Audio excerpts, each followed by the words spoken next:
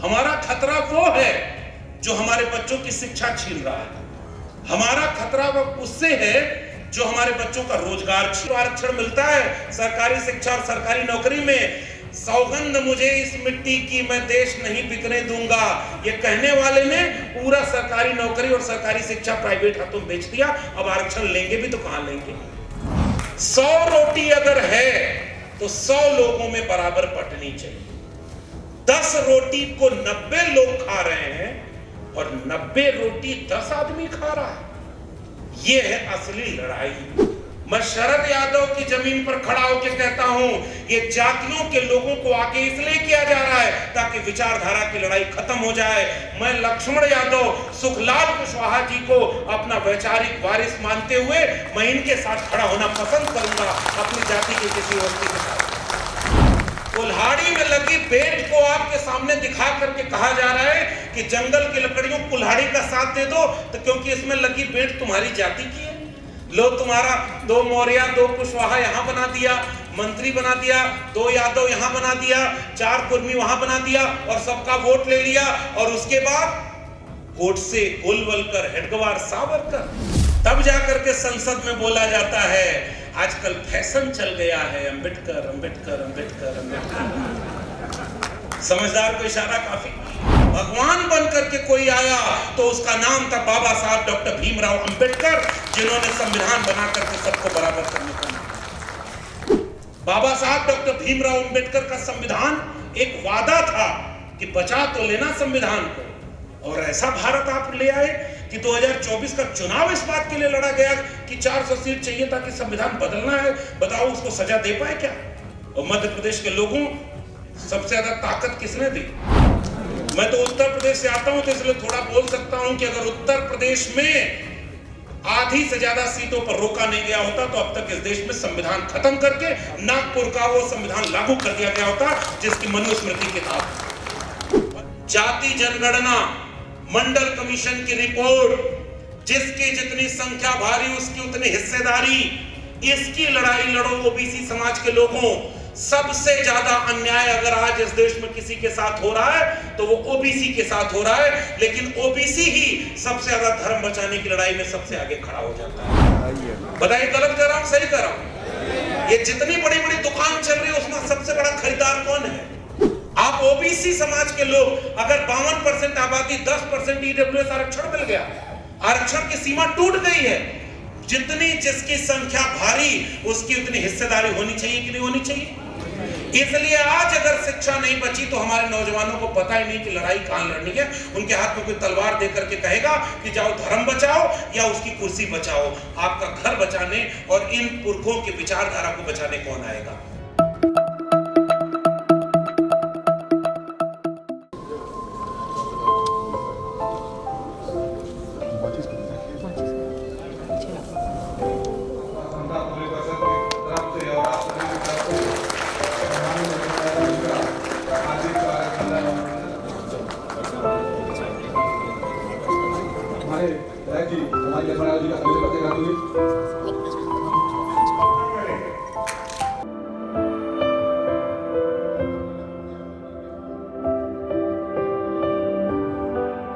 जब पहला स्कूल खोलने की बारी आई, महात्मा फूले दंपति दोनों जब स्कूल खोल करके पढ़ाने गए तो ये बात भी लोगों को नागवार गुजरी। उन्होंने उनके पिता को भड़काया।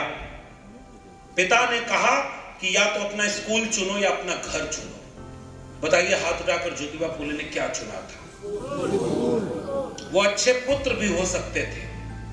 वो अपने घर में रहकर अपने पिता की बात मान गए होते तो भारत ऐसा नहीं बन पाया होता।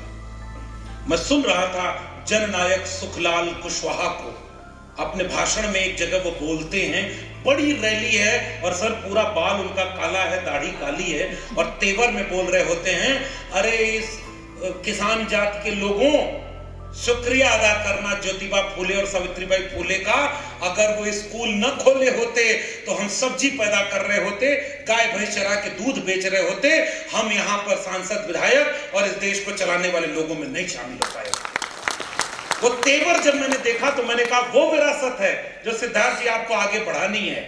राजनीति तो आएगी जाएगी, चुनाव आएंगे जाएंगे, और मैं तो उनको याद करता हूं जो सबसे ज्यादा चुनाव हारे थे लेकिन जनता के दिलों को जीत लिया और आज भी जननायक बनकर के आपके दिलों में बैठे हुए,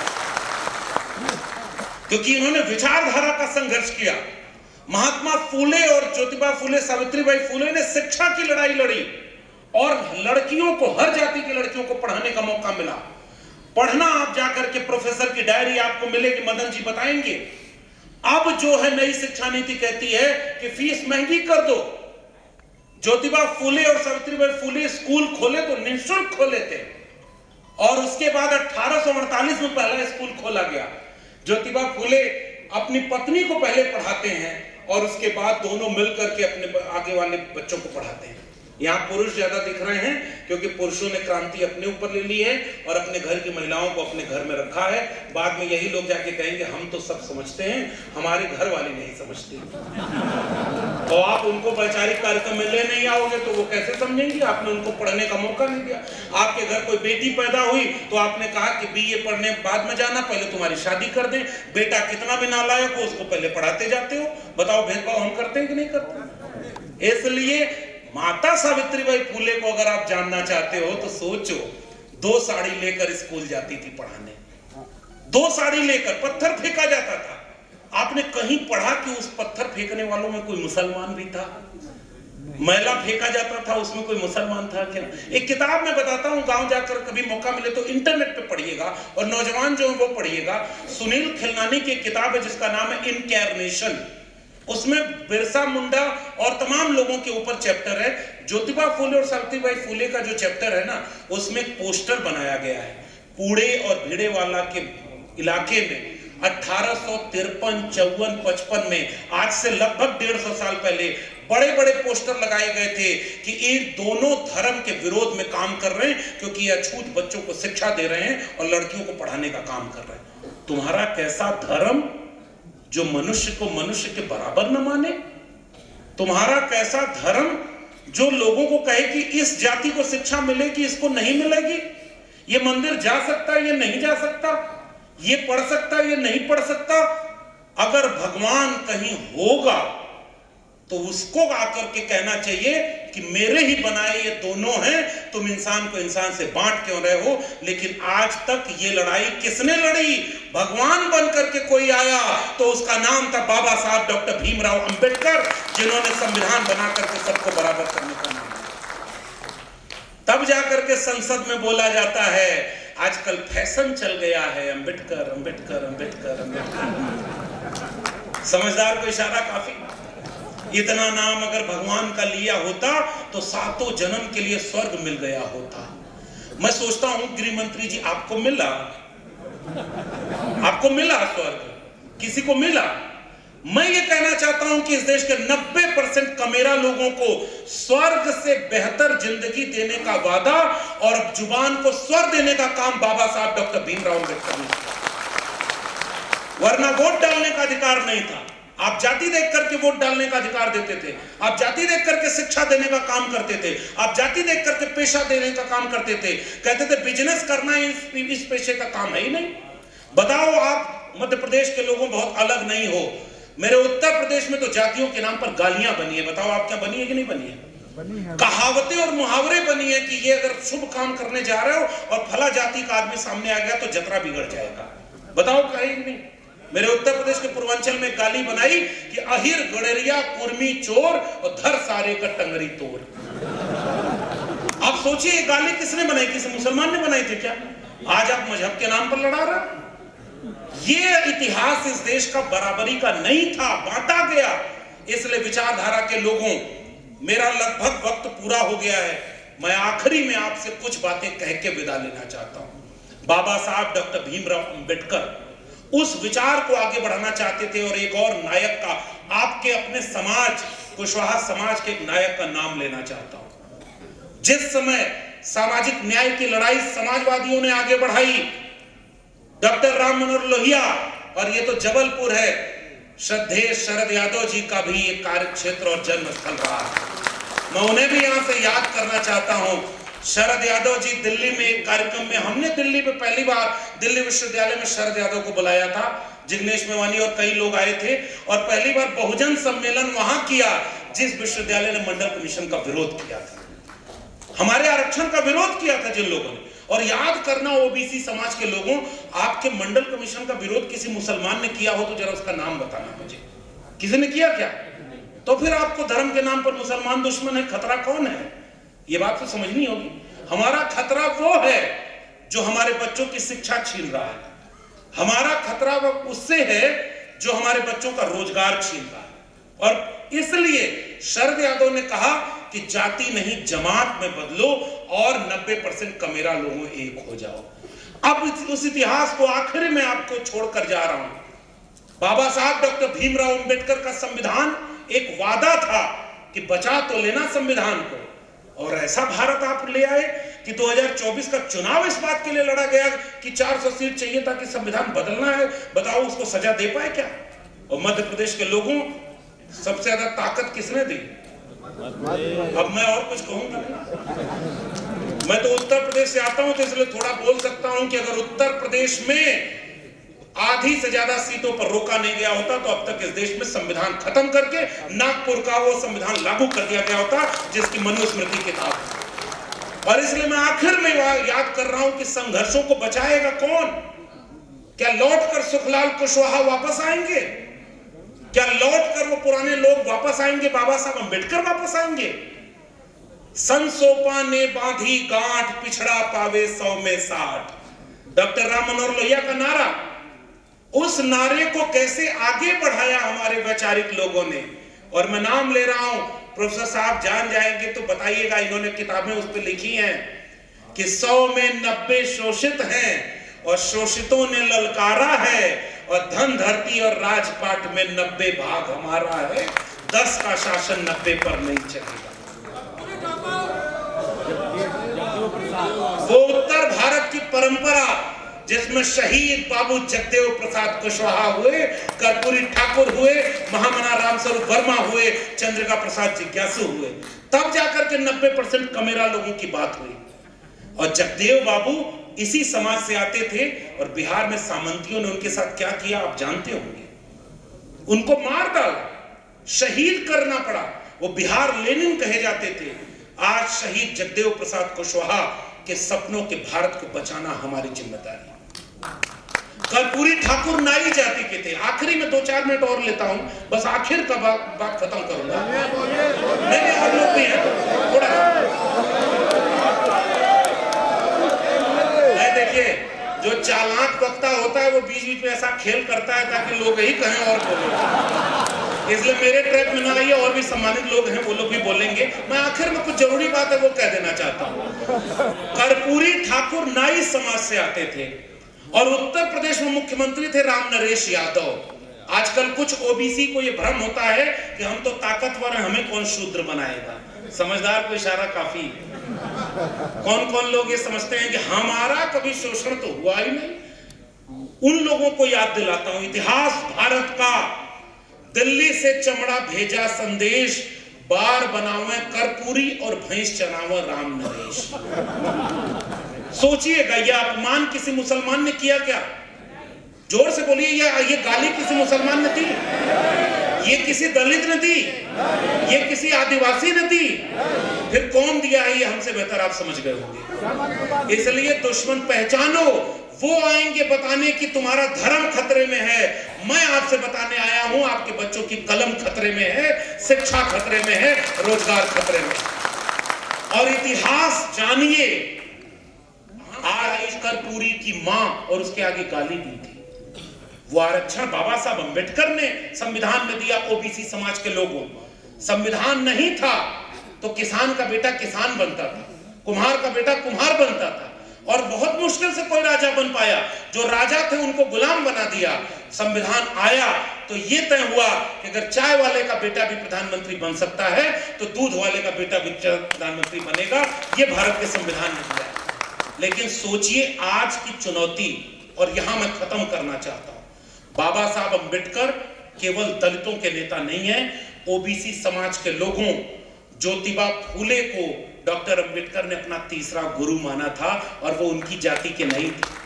बहुत गंभीर बात कहना चाहता हूं, ज्योतिबा फूले उस जाति के नहीं थे जिससे बाबा साहब आते थे। दूसरा गुरु उन्होंने बनाया महात्मा कबीर को, वो भी उनकी जाति के नहीं थे। और पहले गुरु थे तथागत बुद्ध, वो भी उनके जाति के नहीं थे। जाति तोड़ो, जमात जोड़ो, तब जाकर के विचारधारा का रिश्ता बनेगा।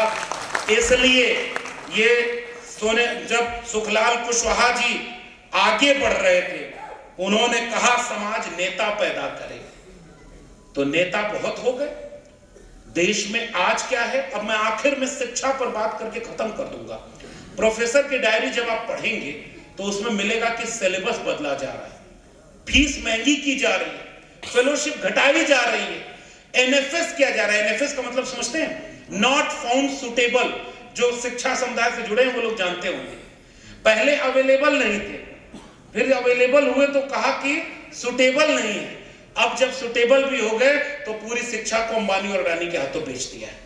प्रोफेसर की डायरी में मैंने एक जगह लिखा कि एक बच्चा मेरी क्लास में सो रहा था और मैं इस मंच पर उस कहानी को सुनाना चाहता हूं। मैंने जब उस किताब में लिखा कि उस बच्चे को जब 2 बार 3 बार मैंने टोका कि तुम क्यों सो रहे हो, तो वो बहुत झेप गया।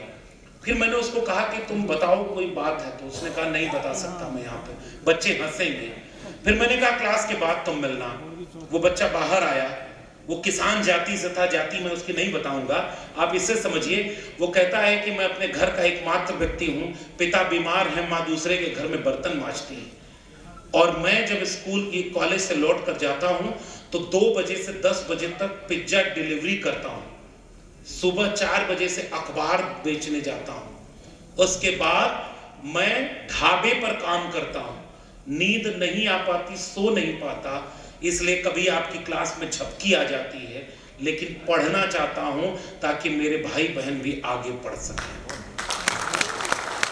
उस दिन मैंने उससे सोचा कि अच्छा तुम जो मदद होगी मैं तुम्हारी करूंगा, जैसे भी होगी करूंगा। 2-3 साल बाद उसका जेआरएफ हो गया। दिल्ली विश्वविद्यालय में वो अपनी माँ को लेकर आया, मुझे फोन किया कि सर आप कैंपस आ जाइए। मैं जब पहुंचा तो वो अपनी माँ को बता रहा था कि माँ ये लाइब्रेरी देख रही हो, ये किताबों की दुनिया है, और मेरे लिए यही मंदिर है, यही मस्जिद है, यही गुरुद्वारा है, क्योंकि इसी ने मुझे यहाँ तक पहुँचाया। उसकी माँ जैसे किसी मंदिर के सामने झुककर प्रणाम करते हैं, उसकी माँ विश्वविद्यालय की लाइब्रेरी को झुककर प्रणाम कर रही थी कि मेरे बेटे को आपने हिम्मत और अधिकार दे दिया है। लेकिन जबलपुर के लोगों, स्कूल कॉलेज विश्वविद्यालय बर्बाद कर दिए गए। बर्बाद इसलिए किए गए कि लोग जागरूक ना हो, सोचे न समझे न।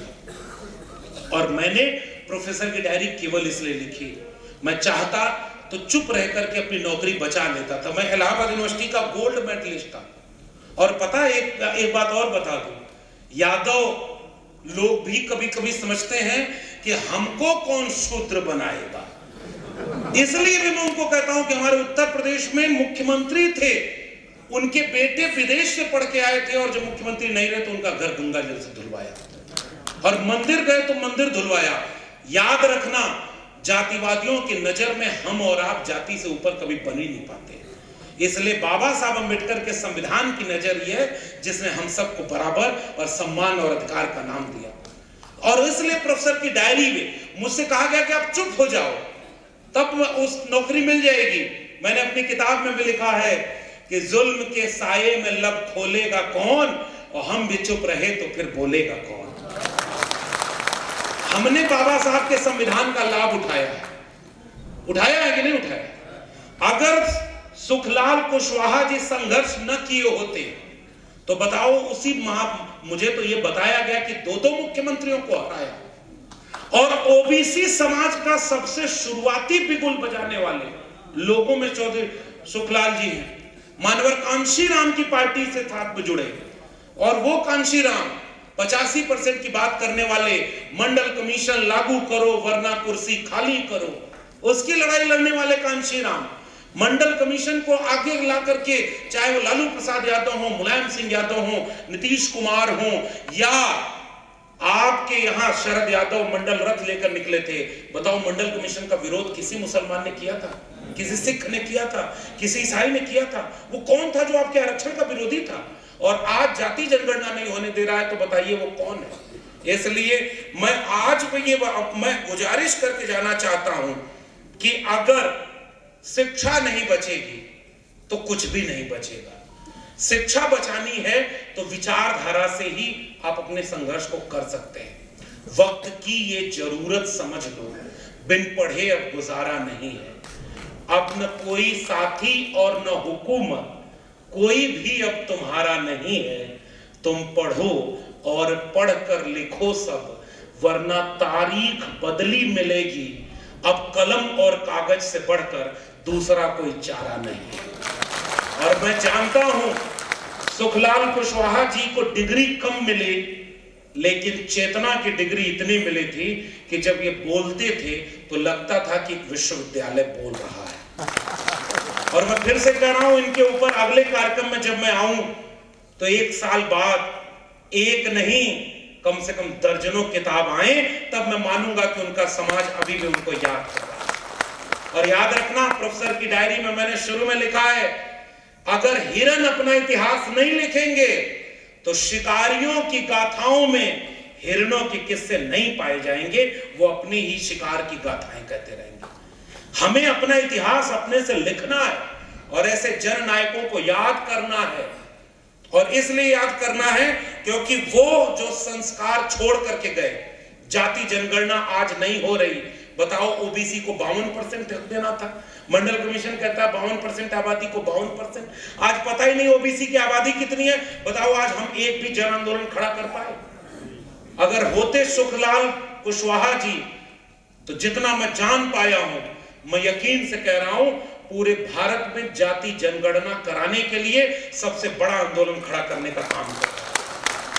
आपकी जाति कितनी है ये पता ही नहीं, और एक फेक व्यक्ति ओबीसी आपका सबसे बड़ा राजा बनकर के वहां बैठा है, और वहां पर बैठ करके जब चुनाव आता है तब कहते हैं ओबीसी है।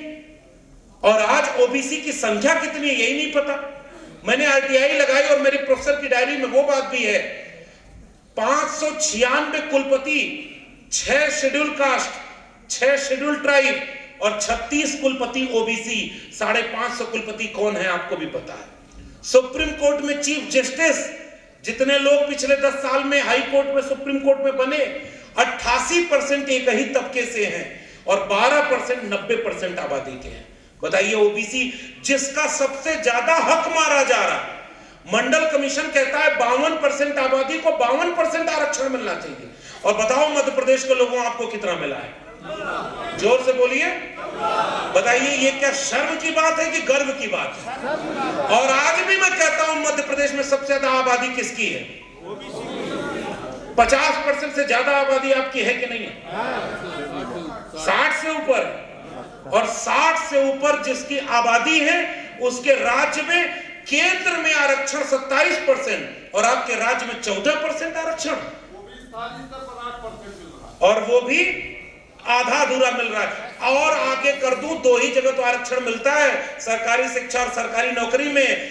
सौगंध मुझे इस मिट्टी की, मैं देश नहीं बिकने दूंगा, ये कहने वाले ने पूरा सरकारी नौकरी और सरकारी शिक्षा प्राइवेट हाथों में बेच दिया। अब आरक्षण लेंगे भी तो कहां लेंगे? ये आज का खतरा है। और यही मैं अपनी बात कंक्लूड करना चाहता हूं। आज के नौजवानों को आप आंदोलन से जोड़िए। ओबीसी महासभा यहां बनी है मध्य प्रदेश में, बड़ा शानदार काम कर रही है। फूले समता परिषद ये बनी है। महात्मा फूले ने क्या कहा था? 90% लोगों को उनका हक मिले। जगदेव बाबू ने कहा था 90%। अरे हम वो लोग हैं, मानवतावादी लोग, किसी की रोटी छीनना नहीं चाहते, लेकिन हम ये भी चाहते हैं कि कोई हमारी भी रोटी छीन करके अपने न खाए। 100 रोटी अगर है तो 100 लोगों में बराबर बंटनी चाहिए। 10 रोटी को 90 लोग खा रहे हैं और 90 रोटी 10 आदमी खा रहा है।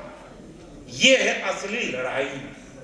90 लोग 90 रोटी खाएं, यानी इस देश के 90% सुप्रीम कोर्ट के जज, वकील, प्रोफेसर, डॉक्टर, इंजीनियर, ब्यूरोक्रेट अगर हमारे 90% समाज के नहीं है तो क्या ये सबका भारत बन पाया?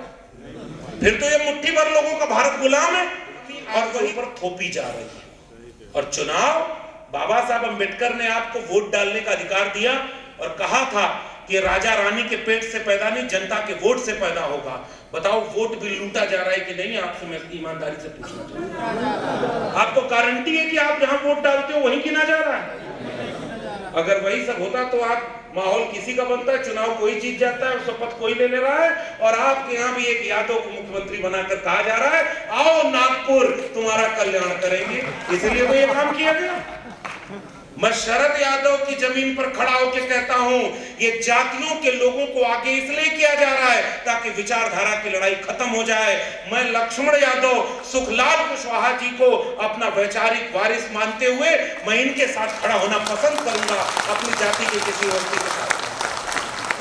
आपका सगा भाई भी आपके विचार के साथ नहीं है तो वो रिश्ता खून का हो सकता है, लेकिन समाज का रिश्ता नहीं हो सकता। कुल्हाड़ी में लगी बेंट को आपके सामने दिखा करके कहा जा रहा है कि जंगल की लकड़ियों कुल्हाड़ी का साथ दे दो, तो क्योंकि इसमें लगी बेंट तुम्हारी जाति की है। लो तुम्हारा 2 मौर्य 2 कुशवाहा यहां बना दिया, मंत्री बना दिया, 2 यादव यहां बना दिया, 4 कुर्मी वहां बना दिया और सबका वोट ले लिया, और उसके बाद गोडसे, गोलवलकर, हेडगेवार, सावरकर और बाबा साहब को संसद में खड़ा होकर अपमान देखना पड़ेगा। 90% लोगों का नायक, और आज भी माफी नहीं मांगा है उन्होंने। बताओ अगर वो अंबेडकर को खत्म कर गए या मिला ले गए तो फिर अगली बार लड़ाई कौन लड़ेगा? आप ओबीसी समाज के लोग, अगर 52% आबादी 10% ईडब्ल्यूएस आरक्षण मिल गया, आरक्षण की सीमा टूट गई है, जितनी जिसकी संख्या भारी उसकी उतनी हिस्सेदारी होनी चाहिए कि नहीं होनी चाहिए? इसलिए आज अगर शिक्षा नहीं बची तो हमारे नौजवानों को पता ही नहीं कि लड़ाई कहां लड़नी है। उनके हाथ में कोई तलवार देकर के कहेगा कि जाओ धर्म बचाओ या उसकी कुर्सी बचाओ, आपका घर बचाने और इन पुरखों की विचारधारा को बचाने कौन आएगा? इसलिए समाजवादियों का नारा था इस देश में, 2 बातें हैं मोटी मोटी, हमें चाहिए इज्जत रोटी, रोटी कपड़ा सस्ती हो और दवा पढ़ाई मुफ्ती हो। आज यही दोनों बेच दिया गया। और क्या लिखा कि जिसमें समता की चाह नहीं वह बढ़िया इंसान नहीं, समता बिना समाज नहीं, बिन समाज जनराज नहीं, जो जमीन को जोते बोए वो जमीन का मालिक होए, राष्ट्रपति का बेटा हो या चपरासी की हो संतान, टाटा बिरला गरीब के बच्चे, सबको शिक्षा एक समान। ये नारा लगा करके ये भारत बना था। शिक्षा पर जो खर्चा हो बजट का 10वां हिस्सा हो, मौजूदा बजट 2.5% है, शिक्षा पर खर्चा नहीं किया जा रहा है। सबको शिक्षा सबको काम वरना होगी नींद हराम, सबको शिक्षा दे न सके जो वो सरकार निकम्मी है, और जो सरकार निकम्मी है वो सरकार।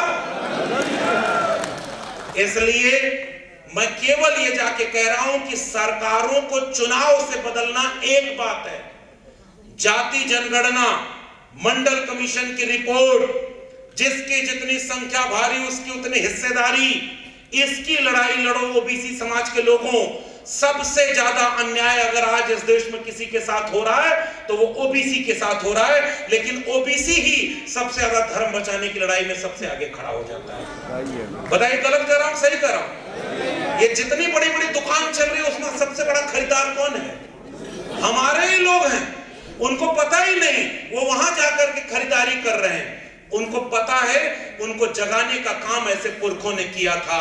महात्मा फूले के विचारों को गांव-गांव पहुंचाओ, और ये सिद्धार्थ जी और ये लोग जो विचारधारा पर ये कार्यक्रम किए, मैं बहुत बधाई देता हूं सिद्धार्थ जी और तमाम लोगों को, और इस बात की बधाई देकर के विदा लेता हूं। चाहते तो इनका बड़ा रैली करके अपनी ताकत दिखाते, लेकिन इन्होंने पूरे इलाके से आसपास के वैचारिक लोगों को बुलाया और यह चिंतन शिविर आयोजित किया। देश के बहुत सम्मानित लोग मंच पर बैठे हुए। कई बार तो मैं संकोच करता हूं कि जितनी मेरी उम्र नहीं होगी उतना जिन्होंने संघर्षों में खपा दिया वो लोग बैठकर सुन रहे होते हैं। लेकिन याद रखिएगा 23 साल की उम्र में भगत सिंह शहीद हो गए थे, लेकिन माफी नहीं मांगी थी। आपके सामने भी जो एक प्रोफेसर था उसे नौकरी से निकाला गया, आज वो आपके सामने आंख में आंख डाल करके खड़ा इसलिए है कि अगर उनका गुलाम बन गया होता तो मैं भी आज प्रोफेसर होता। लेकिन मैं सोचता हूं जहां मैं जाता हूं मुझसे पहले मेरी किताब पहुंच जाती है। खंडहर हो जाएंगे विश्वविद्यालय तो कोई प्रोफेसर की डायरी खोज कर पढ़ेगा कि कोई लक्ष्मण यादव था जो अपने समाज को कह रहा था कि बचा सकते हो तो शिक्षा को बचा लो, बचा सकते हो तो कलम को बचा लो, किताब को बचा लो। और इसके लिए आप किताब अगर मिले तो पढ़िएगा। लेकिन मैं सिद्धार्थ जी से कहना चाहता हूं, ये जो मिशन का कारवां आपने आगे बढ़ाने का काम किया है, विरासत में आपको कुछ भी मिला हो न मिला हो, लेकिन इतना बड़ा पद और कद मिला है जो विचारधारा का मिला है। मैं इसके लिए आपको बधाई देता हूं कि आप इस विचारधारा के काम को आगे बढ़ा रहे हैं। आप सबसे गुजारिश, किताबों को खरीदिए।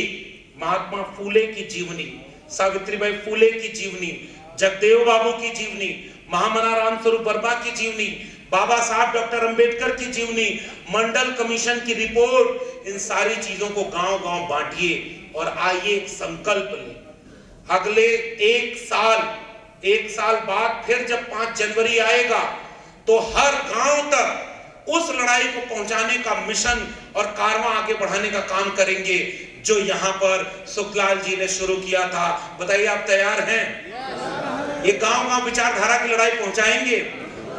इसीलिए लेकिन भाषण सुनना आसान लगता है कि जो बोलना है लक्ष्मण यादव बोले, जाके केस मुकदमा हो तो इनके ऊपर हो। सुनने में कौन सी ऊर्जा जा रही है? इसलिए मेरे लोगों, मैं आपसे गुजारिश करता हूं, हाकिम शहर क्यों किसी बात पर अब ठौर करे, उसकी मर्जी है, जिसे चाहे उसे गौर करे। सोचते सब हैं जरूरी है बगावत, लेकिन चाहते ये हैं कि आगाज कोई और करे। बताओ सही है कि गलत है? कौन चाहता है कि उसके घर कोई ज्योतिबा फूले पैदा हो जाए? सब अपने नौकरी बचा रहे हैं, सब अपना बिजनेस व्यापार बचा रहे हैं। एक कोई आपके बीच में नायक बना, वो कहा कि वैचारिक कार्यक्रम आगे बढ़ेगा और विचारों की लड़ाई को आगे बढ़ाएंगे। हम आपसे विचारों के रिश्ते के साथ मिलते रहेंगे, इसी उम्मीद के साथ जय भीम, जय मंडल, जय संविधान, इंकलाब जिंदाबाद, उल गुलाम जिंदाबाद, संविधान जिंदाबाद।